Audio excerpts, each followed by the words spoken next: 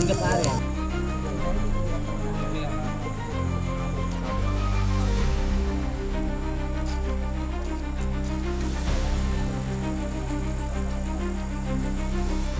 என் பேர் வந்து மனிஷா. நாங்கள் பெருங்குளத்தூர் சேர்ந்தவங்க. ஒரு 37 பேருக்கு இங்கே செங்கல்பட்டு மாவட்ட கலெக்டர் ஆஃபீஸில் நாங்கள் வீட்டு இடம் வேணும்னு சொல்லிட்டு மனு கொடுத்துருந்தோம். எப்போ கொடுத்துருந்தீங்க மனு? நாங்கள் 15 வருஷமாக போராடின்னு இருக்கிறோம்ப்பா. காஞ்சிபுரம் மாவட்டத்துலேருந்து போராடின்னு இருக்கிறோம். செங்கல்பட்டு மாவட்டமாக ஆனதுக்கப்புறம் இங்கேயும் கொடுத்து இங்கேயும் போராடி அது இப்போது ஒரு 5ஆம் மாதம் தான் எங்களுக்கு அதுக்கான தீர்வு கிடச்சிச்சு. இடம் அலாட்மெண்ட் பண்ணி கொடுத்தாங்க. 15 வருஷம் போராட்டத்துக்கு அப்புறம் செங்கல்பட்டு மாவட்டமாக ஆகி செங்கல்பட்டு மாவட்டத்துலேயும் எத்தனையோ டைம் மனு கொடுத்து அந்த மனுவெல்லாம் கேன்சல் ஆகி அடிக்கடிக்கு போராட்டம் கடந்து தான் இந்த ஒயிலூர் என்ற கிராமத்தில் எங்களுக்கு வீட்டு இடம் அலாட்மெண்ட் பண்ணி கொடுத்தாங்க 37 பேருக்கு. 5ஆவது மாதம் பண்ணாங்கப்பா. அதுக்கப்புறம் வந்து ஸ்டாலின் ஐயா கையால் எங்களுக்கு இந்த பட்டா கொடுத்தாங்க. பல்லாவரத்தில் ஒரு ப்ரோக்ராம் நடந்துச்சு ஐயாவது. அந்த ப்ரோக்ராமில் இந்த பட்டா எங்களுக்கு ஐயா கையால் கொடுத்தாங்க. அதுக்கப்புறம் இங்கே வந்து தாசில்தாருங்க விவோங்க எல்லாம் இந்த இடத்தெல்லாம் க்ளீன் பண்ணி கல்லெல்லாம் போட்டு கொடுத்தாங்க. அது வந்து மறுநாள் ஒரு வாரம் கழித்து வந்து பார்க்குறப்ப சரி இடம் அலாட்மெண்ட் ஆயிடுச்சு, இடத்துக்கு வந்து நம்ம கொட்டா போடணும் அப்படின்னு சொல்லிட்டு நாங்கள் கொட்டா போடலான்னு வரப்போ பார்த்தா சரி வந்து அப்படியே போய் இடத்தையும் பார்த்துட்டு போகலான்னு வந்து இடத்த வந்து பார்க்க வந்தோம். இடத்த பார்க்கலான்னு வரப்போ பார்த்தாக்கா ஒரே கல்லில் ஒரு பிளாட்டில் கூட எல்லாம் முள்ளு புதரங்கள்லேயும் அங்கங்கே தூக்கி விசிறி அடிச்சுருந்தாங்க ஊருக்காரங்க. அதுக்கப்புறம் திருப்பி நாங்கள் போய் மனு திருப்பியும் போயிட்டு அவங்கக்கிட்ட சொல்லி அவங்க திருப்பியும் வந்து நேத்திக்கு திருப்பியும் எல்லா பிளாட்டையும் அளந்து கல் போட்டு கொடுத்துருக்குறாங்க. நைட்லாம் இங்கே இருந்தால் தான் கல்லெல்லாம் பிடிங்கி போட மாட்டாங்க சொல்லிட்டு நைட்டு இங்கே தங்கணும். தங்கி இருக்கலான்ற சமயத்தில் தான் நைட்டு 1 மணிக்கு மழை வந்துடுச்சு. மழை வெயிலையும் சரி மழையும் பொறுப்பெடுத்தாமல் இருந்தோம். தாட்பையெல்லாம் கட்டினோம். அதை பாருங்கள் அந்த கொம்பெல்லாம் வெட்டி போட்டுக்கிறாங்க பாருங்கள். இந்த தாட்பையெல்லாம் கட்டின்னு தான் நைட்டு இருந்தோம். அப்படி இருந்தும் வலுவாக மழை ஜாஸ்தி ஆனதுனால நைட்டு 1 மணிக்கு கலெக்டர் ஆஃபீஸ் போயிட்டோம். காலையில் திரும்பி வந்து இந்த வீடு கட்டுறதுக்கு பார்த்தீங்கள அந்த வேலைலாம் செஞ்சுன்னு இருக்கிறோம்ப்பா.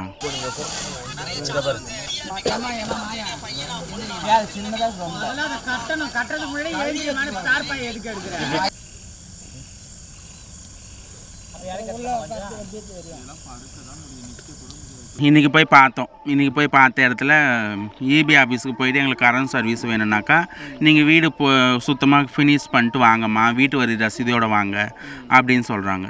வீட்டு வரி ரசீதி வாங்கலான்னு போனாக்கா நீங்கள் வந்து வீடு சுத்தமாக ஃபினிஷ் பண்ணாதான் நாங்கள் வீட்டு வரி ரசீதி தருவோம் அப்படின்னு சொல்கிறாங்க. நாங்கள் வீடு கட்டின்னு தான் இருக்கிறோம், நீங்கள் பார்த்துன்னு தான் இருக்கிறீங்க. ஒரே ஒரு பிளாட்டுக்குன்னா எங்களுக்கு இடம் வந்து வீட்டு ரசீதி போட்டு கொடுங்க. நீங்கள் கொடுத்தீங்கன்னா தான் அவங்க ஒரு 4 நாள் 3 நாள் அலைஞ்சால் தான் அது வரும் எங்களுக்கு. அதுக்குள்ளே வீட்டு வேலை ஃபினிஷ் ஆகிடும் இல்லையா. ஒரு வீட்டுக்குன்னா நீங்கள் இது பண்ணி கொடுங்கன்னு சொல்லி கேட்டோம். அதுவும் இல்லை, மறுத்துட்டாங்க. ஊர் உள்ளே இருக்கிறது கலெக்டர் மூலிமா தான் இந்த இடம் எங்களுக்கு அலாட்மெண்ட் ஆச்சு. கலெக்டர் எல்லாம் பார்த்து தான் அவங்கக்கிட்ட போய் தான் அவங்களுடைய கண்காணிப்பில் தான் இந்த இடம் வந்து எங்களுக்கு அலாட்மெண்ட் ஆச்சு. இது வந்து ஊருக்காரங்க கொடுக்கக்கூடாதுன்னு மறுப்பு தெரிவித்தாங்க. அப்போயும் நாங்கள் போயிட்டு இந்த மாதிரி ஊருக்காரங்க பிரச்சனை பண்ணுறாங்க அப்படின்னு சொல்லிட்டு நாங்கள் தாசில்தார் ஐயா கிட்ட பேசக்குள்ள தாசில்தார் ஐயா என்ன சொல்கிறாரு, கலெக்டர் மேடம் வந்து உங்களுக்கு இந்த இடம் தான் கொடுத்து சொல்லியிருக்கிறாங்க, உங்களுக்கு வந்து இது வந்து கம்ப்யூட்டரில் ஏறிடுச்சு பட்டா, இது வந்து யாராலையும் மாற்ற முடியாதுமா, உங்களுக்கான இடம் தான் அது, ஊருக்காரங்க எந்த பிரச்சனை பண்ணாலும் நாங்கள் பார்த்துக்குறோம் அப்படின்னு சொல்லிட்டு அவங்க சொல்கிறாங்க. அளந்து கல் போட ஃபஸ்ட் டைமே நிறைய ரொம்ப பிரச்சனை ஆயிடுச்சு. பிரச்சனை ஆனப்போ அந்த வீடியோலாம் எங்ககிட்ட இருக்குது. ஒரு பொம்பளைலாம் நீங்கள் ஆம்பளையா பொம்பளையா, உங்களெல்லாம் எங்கள் வீட்டில் இருக்கிற ஆம்பளைங்க வந்து துணியை தூக்கி பார்ப்பாங்க அப்படின்னு சொல்லி கேட்குறாங்க. ஒரு பொம்பளை என்னன்றாங்க, இந்த குச்சியெல்லாம் ஏன் நடுறீங்க, எல்லாம் பிடிங்கி போடுங்க அப்படின்னு சொல்கிறாங்க. அந்த மாதிரி நிறைய விஷயங்கள்லாம் இருக்குது. எல்லாத்தையும் தாங்கி தான் இருக்கிறோம். ஏன்னா எங்களுக்கு வந்து இருக்கிறதுக்கான நாளைக்கு ஒரு திருநங்கை நானே இறந்துட்டா கூட என்னை சுற்றி இருக்கிற திருந்தாங்கிங்க போட்டு எனக்கு ஒரு நல்ல மாதிரியாக எடுத்து அடக்கம் பண்ணால் கூட ஒரு இடம் கிடையாது. எங்களுக்குன்னு சொந்த இடம், எல்லாம் வாடகை வீட்டில் இருக்கிறோம். திருநங்கைங்களுக்கு வாடகை வீடுனாலே ரொம்ப வாடகை வீடு கிடைக்கிறது ரொம்ப கஷ்டம். 5000 ரூபாய் வீடு 10,000 கேட்குறாங்க, 10,000 ரூபாய் வீடு 15,000 கேட்குறாங்க, 3000 ரூபாய் வீடு 5000 கேட்குறாங்க. அப்படி இருந்தாலையும் ரொம்ப ஒரு என்ன சொல்கிற ஒரு காவாவரம் வீடு தான் கிடைக்கும், ஒரு ஏரி ஓரத்தில் இருக்கிறவங்க வீடு தான் கிடைக்கும். அந்த மாதிரி இடத்துல தான் நாங்களாம் வசிக்கிறோமே. பணம் வந்து வீடு கட்டுறதுக்கு 2 வீட்டுக்கு தான்ப்பா எங்ககிட்ட இருந்த திருநங்கைங்க. நாங்கள் இந்த இடம் இல்லாமல் மற்ற திருநங்கைங்க இருக்காங்க இல்லையா, அவங்களும் எங்களுக்கு கொஞ்சம் சப்போர்ட் பண்ணாங்க. ஒரு வீடு வந்து 75,000, அது ஓலக்கோட்டை தான் நாங்கள் போகிறோன்னு சொல்லிட்டு சொன்னோம். அதுக்கப்புறம் ஒரு சிலர் எல்லாம் ஆலோசனை பண்ணி என்ன சொல்லிட்டாங்க, இன்றைக்கி கல் போட்டிங்க, கல்லையே பிடுங்கி போட்டாங்க, ஓலக்கோட்டா போடுறீங்க, ஓலக்கோட்டாவில் வந்து நைட்டில் நீங்கள் உள்ளே இருக்கிற டைமில் கொளுத்திட்டா என்ன பண்ணுவீங்கன்னு சொன்னாங்க. அதையும் பார்த்து சரி கொஞ்சம் எங்களுக்கு இதாக இருந்துச்சு. யாரோ ஒரு திருநங்கைகளுக்கு ஒன்று ஆயிடுச்சுன்னா கூட எங்களுக்கு தானே இழப்பு பெருசு அப்படின்னு சொல்லிட்டு எல்லோரும் ஷேர் பண்ணி இப்போதைக்கு 2 வீட்டுக்கு தான் பிளான் பண்ணி 2 வீட்டுக்கு வேலை நடந்துன்னுக்குதுப்பா.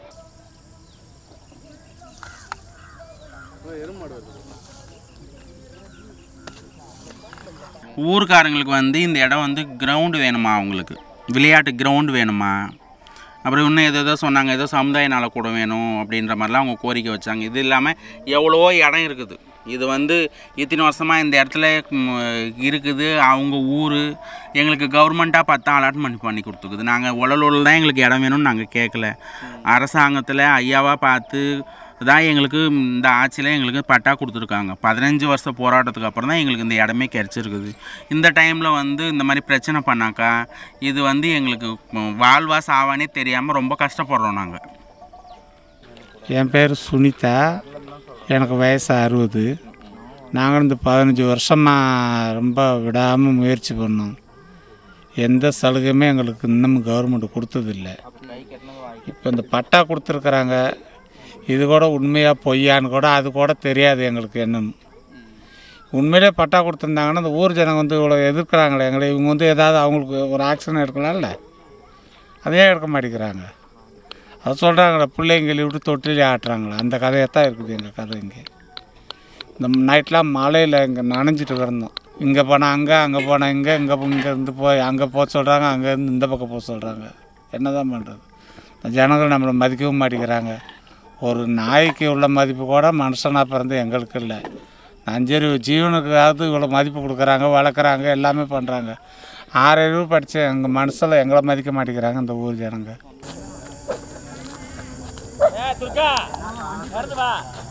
கல்லை வந்து கிரிக்கெட் விளையாடுற பசங்க பிடுங்கி போட்டுட்டாங்க அப்படின்னு சொல்கிறாங்க. இந்த ஊர் தலைவர் விசாரித்தோன்னு சொல்கிறோம் அப்படின்னு சொல்கிறாங்க. ஆனால் அவங்க கூட எங்களுக்கு சப்போர்ட்டிவாக இருப்பாங்களான்னு எனக்கு தெரியலை. இதே அவங்க அக்கா தங்கச்சிங்க அவங்க அண்ணன் தம்பிங்க இடமா இருந்தால் ஏன்டா பிடுங்குறாங்கன்னு கேட்பாங்க, ஏன் இந்த மாதிரி பண்ணுறீங்கன்னு கேட்பாங்க. ஆனால் எங்களுக்கு இதே ஊரில் இதே கிராமத்தில் இவங்களோட தலைமையில் இவங்களோட சம்மதத்தோடு தான் எங்களுக்கு இடம் கொடுத்துருப்பாங்க. நாங்கள் இடம் கேட்டோமோ தவிர இந்த ஒலலூரில் இந்த கிராமத்தில் செங்கல்பட்டு மாவட்டத்தில் கொடுங்கன்னு நாங்கள் கேட்கல. செங்கல்பட்டு மாவட்டத்தில் எங்கேயாவது கொடுங்கன்னு தான் நாங்கள் கேட்டோம். ஆனால் இங்கே எல்லாம் பேசி தான் கொடுத்துருப்பாங்க. ஆனால் ஒரு குடும்பத்தில் ஒரு இவங்களாக கூட ஏன்டா பிடுங்குறீங்க வைக்கிறீங்கன்னு கேட்குறதுக்கு ஆள் கிடையாது, எதுவுமே கிடையாது. அந்த மாதிரி ஒரு சூழ்நிலையில் தான் நாங்கள் இன்னுமுமே வாழ்ந்துகிட்ருக்குறோம். நேற்றுக்கெல்லாம் வந்து நெருப்பு மூட்டி ஆதிவாசிகள் கூட அந்த மாதிரி வாழ்ந்துருக்க மாட்டாங்க.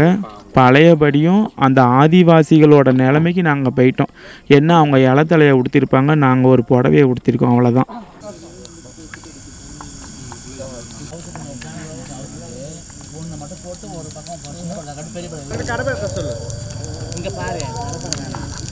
வேறு வந்து நேற்று நைட்டு வாழ்ந்த வாழ்க்கை வந்து பார்த்திங்கன்னா ஆதிவாசியோட கேவலமாக தான் நாங்கள் வாழ்ந்தோம்.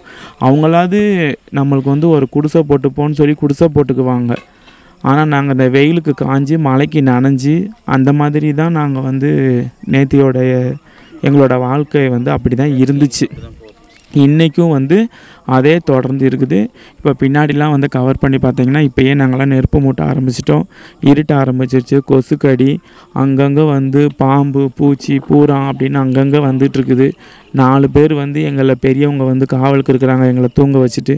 நாங்கள் கொஞ்சம் நேரம் நாங்கள் நல்லா தூங்கிடுவோம். சின்ன பிள்ளைங்க அவங்க தான் வந்து ரொம்ப கஷ்டப்படுறாங்க. நாங்கள் கொஞ்சம் நேரம் கழித்து காலையில் இருந்துச்சு நாங்கள் இது பண்ணுறோம். இப்போது குளிக்கலை கொள்ளலை வைக்கலை எந்த ஒரு அடிப்படை வசதியுமே எங்களுக்கு கிடையாது. பக்கத்தில் வந்து பைப்பு இல்லை, ஏரி கிடையாது, எதுவுமே கிடையாது. இந்த சைடு ஒரு ஏரி இருந்தால் கூட தண்ணி நல்லா கூட இல்லை. எங்களுக்கு ஒரு கேன் தண்ணி வாங்க போகணும் அப்படின்னா கூட எல்லாருக்கும் 20 ரூபாய், எங்களுக்கு 30 ரூபாய். அப்படி இந்த சேரை தாண்டி எங்களால் போகவும் முடியல. அந்த மாதிரி அடிப்படை வசதி இல்லாத இடத்துல தான் கொடுத்துருக்காங்க. அப்படி கொடுத்தாலும் நாங்கள் வந்து அதில் ஜெயிச்சு நாங்கள் நல்லபடியாக இருக்கணும் வைக்கணும்னு சொல்லி தான் ஏதோ எங்களால் முடிஞ்சது ஆளுக்கு இதெல்லாம் ஷேர் பண்ணி ஏதோ 2 குடிசை போடுவோம் அப்படின்னு சொன்னாங்க. ஆனால் ஏதோ நார்மலாக இப்போ ஏதோ ஒரு கரண்ட் எடுக்கணும் அப்படின்னா கூடாலும் வீட்டு வரி கொடுங்க அப்படின்னு சொல்கிறாங்க. வீட்டு வரிக்கு வந்து தலைவர்கிட்ட தான் கேட்கணும், அவங்கக்கிட்ட போய் கேட்குறோம். ஆனால் அவங்க வீடு கட்டுறதுக்கு என்ன வசதி இருக்குதுன்னு கூட அவங்க யோசிக்கலை. அவங்க என்ன பண்ணுவாங்க அப்படிங்கிறதும் யோசிக்கலை, எதுவுமே யோசிக்கலை.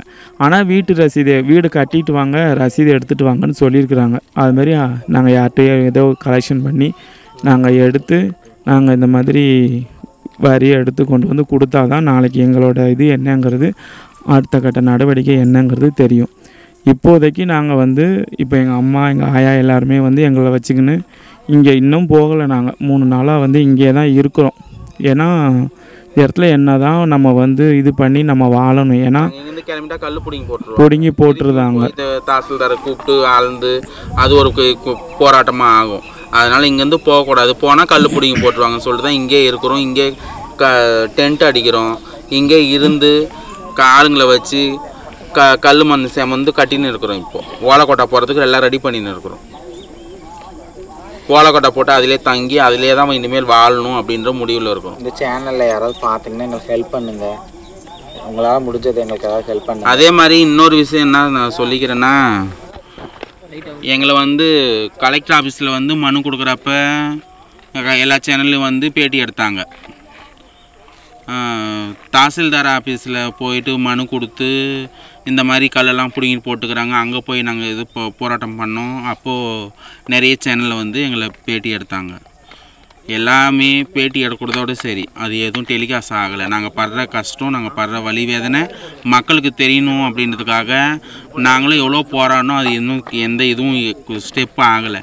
நேற்றுக்கு நைட்டு என் பேரை யூடியூப் சேனல் ஒன்று நடத்துகிறான், அதில் தான் வீடியோ போட்டுருக்குறோம். இப்போ தான் மக்களுக்கு தெரியுது. இப்போ 2வதாக இந்த நீங்கள் வந்திருக்கிறீங்க, நீங்கள் வந்து பேட்டி எடுக்கிறீங்க. சரியான முறையில் போய் சேரணும், சரியான முறையில் இது மக்களுக்கு தெரியணும். நாங்கள் படுற கஷ்டம் ஸ்டாலின் ஐயாவுக்கு தெரியணும். கவர்மெண்ட்லேருந்து எங்களுக்கு வீடு கட்டி கொடுத்துட்டாங்கன்னா இதுக்கப்புறமா நாங்கள் ஒரு 40 திருநங்கை கிட்டங்க இருக்கிறோம். நாங்கள் எங்களுக்குள்ள சுய உதவிக்குழு ஆரம்பித்து எங்களுக்குள்ள ஒரு மாடு ஆடு ஏதாவது வளர்த்து ஒரு பண்ணை ஃபார்ம் மாதிரி வச்சு நாங்கள் வெளியில் பால்லாம் விநியோகம் பண்ணுற மாதிரி எங்களுக்கு ஒரு சிறு தொழில் பண்ணுற மாதிரி இருக்கிறோம். அப்புறம் தையல் தொழில் தெரிஞ்சவங்க இருக்கிறாங்க, எங்களுக்கு சமையல் கற்றுக்கிற தமிழ் தொழில் பண்ணுறவங்க இருக்கிறாங்க. எங்கள் திருநங்கையில் வந்துட்டு கலை அந்த மாதிரி நிகழ்ச்சியிலலாம் போய் ஆடிட்டு வருவாங்க. நிறைய திறமைகள் எங்களுக்குள்ளே இருக்குது. தமிழக அரசு எங்களுக்கு இருப்பிடம் கொடுத்து வீடு கட்டி கொடுத்தாங்கன்னா இன்னும் எங்களுக்குள்ள திறமைகள்லாம் நாங்கள் வளர்த்து எங்கள் திருநம்பியல் சமுதாயத்துக்கு முன்னேற்றத்துக்கு ரொம்ப வழிவகை செஞ்சு கொடுத்தா நல்லாயிருக்கும்னு நான் மிகவும் தாழ்மையோட கேட்டுக்கிறேன். நான் உங்களுக்கு இந்த ஒரு வீடு கட்டி கொடுத்து கொஞ்சம் நாங்களும் எங்கள் கொஞ்சம் வாழ்வாதாரத்தை உயர்த்து காட்டினாங்கன்னா கொஞ்சம் நல்லாயிருக்கும். கொஞ்சம் சீக்கிரமாக ஸ்டெப் எடுத்தாங்கன்னா கொஞ்சம் நல்லது. இதுதான் சொல்ல விரும்புகிறோம். திருநங்கைகளில் இப்போ எல்லோரும் சொல்லலாம், பார்க்க தான் மேலே அத்திப்பழம் நல்லா பழப்பழம் இருக்கும், உள்ளே போட்டு பார்த்தா எல்லாம் சொத்தையும் புழுவுமாக தான் இருக்கும். அந்த மாதிரி தான் எங்களுடைய வாழ்க்கை. வெளியே தான் சிரிக்கிறோம், உள்ளுக்குள்ளே எவ்வளோ வேதனை இருக்குன்னு எங்களுக்கு தான் தெரியும். இவ்வளோ உள்ளே இருக்குது, நீங்களும் உள்ளே நடந்து தான் வந்திருப்பீங்க, எவ்வளோ சேரு சகதின்னு பார்த்துருப்பீங்க. அது எல்லாமே சரியான வழித்தடம் இல்லை, அதெல்லாமே அமைச்சு தரேன்னு சொல்கிறாங்க. ஆனால் அமைச்சு தரேன்னு சொன்னாலும் காலதாமம் ஆகும் அப்படின்றாங்க. சரி ஓகே, நம்மளுக்காக ஒரு இடம் இருக்குது, நம்ம பரவாயில்ல எல்லாத்தையும் தாங்கலாம் அப்படின்னு சொல்லி தான் இவ்வளோ வலி வேதனையும் நாங்கள் தாங்கின்னு இருக்கிறோம்.